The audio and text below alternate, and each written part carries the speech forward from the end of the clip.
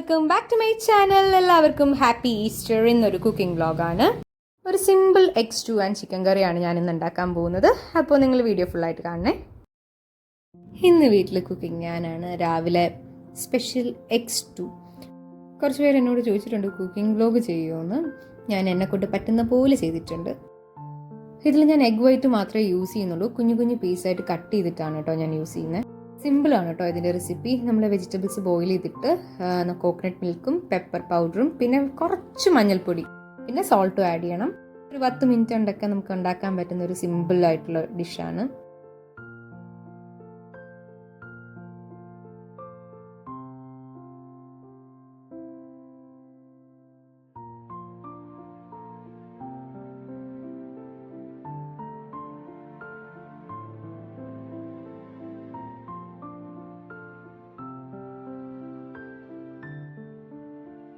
ഇതിലേക്ക് ഞാൻ കോക്കനട്ട് മിൽക്കും ആഡ് ചെയ്തിട്ടുണ്ട്. സ്റ്റൂ ഓൾമോസ്റ്റ് റെഡി ആയിട്ടുണ്ട് കേട്ടോ.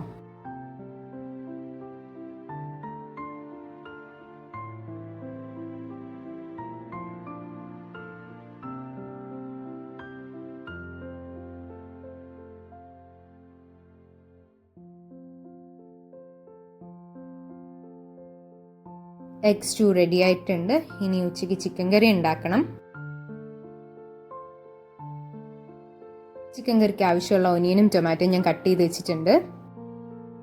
നമ്മൾ ഫസ്റ്റ് ഒനിയനാണ് ആഡ് ചെയ്യുന്നത്. ഇതിൻ്റെ കൂടെ നമ്മൾ കുറച്ച് സോൾട്ടും കൂടി ഇട്ടാൽ പെട്ടെന്ന് അതൊന്ന് വാടി കിട്ടും.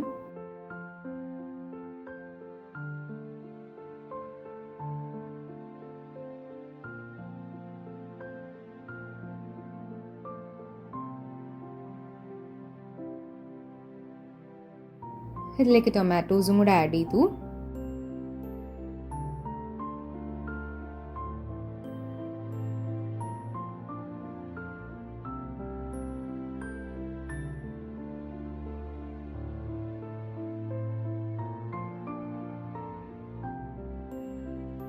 ഇതിലേക്ക് ജിഞ്ചർ ഗാർലിക് പേസ്റ്റും കൂടെ ആഡ് ചെയ്ത് കൊടുത്തിട്ടുണ്ട്.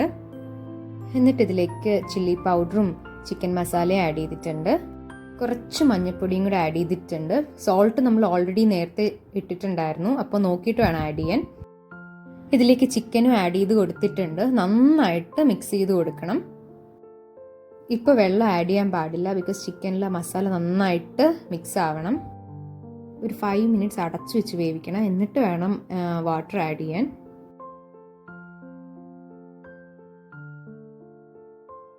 ഇതിലേക്ക് കുറച്ച് വെള്ളം ഒഴിക്കുന്നുണ്ട്. നിങ്ങൾക്ക് ഇഷ്ടത്തിനനുസരിച്ച് ഒഴിക്കാം കേട്ടോ. ഗ്രേവി കൂടുതൽ വേണമെങ്കിൽ കുറച്ച് കൂടുതൽ ഒഴിച്ചാൽ മതി.